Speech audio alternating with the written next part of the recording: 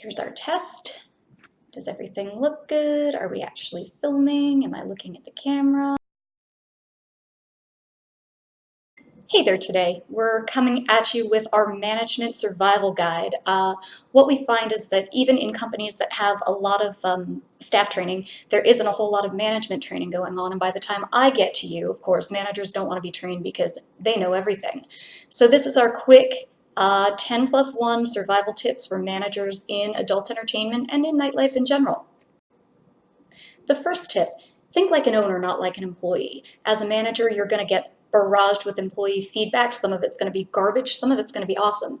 But the point is when someone comes up to you and says, hey, Tuesdays suck around here, you have a decision. You can agree with them, you can be part of the bitching circle, or you can be encouraging. You can remind them that it only takes one to make their night, or better yet, you can challenge them and all your staff to come up with 3 ideas that'll make Tuesday the best day of the week. Tip 2, the safety of every guest, employee, and entertainer on premises is your responsibility. That's why you really don't get enough credit for what you do. The decisions that you make sometimes matter. Sometimes they even mean life and death. Never let your ego get in the way of your de-escalation tactics. Be on top of every security situation. Notice things before they happen. And most importantly, remember, don't be blinded by a sale or a tip, because sales don't matter if someone's dead or the club is closed.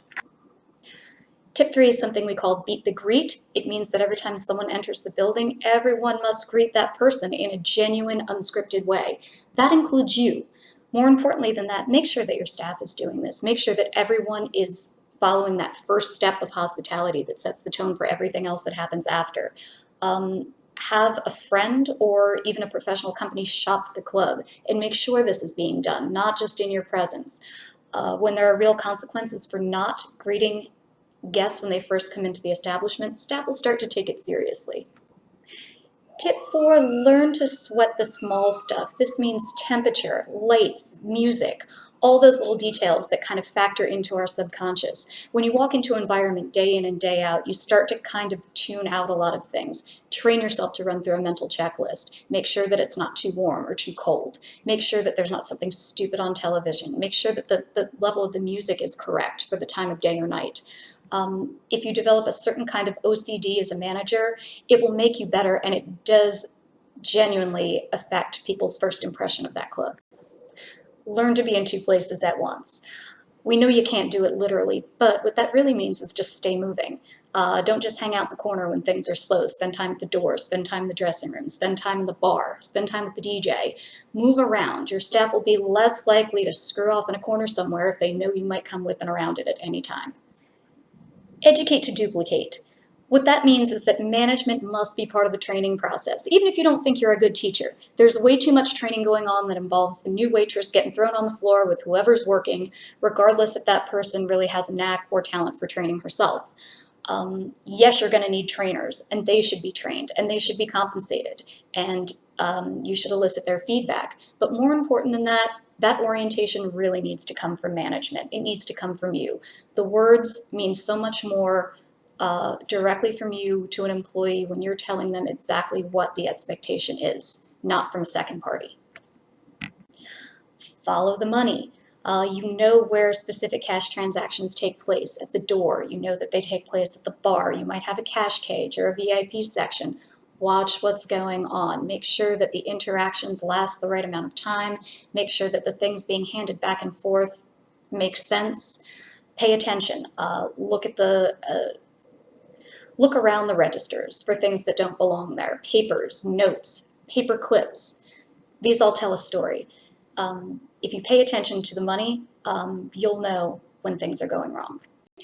Everybody hates this one. There's a term in restaurant management called touching tables. It just means the manager goes around to every table, everyone, no matter what, no matter how busy they are, and asks for some feedback. You don't have to do this in a formal fashion, but you should informally elicit feedback from your guests. Shake their hand, introduce yourself, have a business card, give it out. People love when they feel like they have a direct connection with management. Look for some actual valid feedback. You have to have a filter, a bullshit detector, but if you hear the same thing 3 times, chances are there's some truth to it. Pay attention.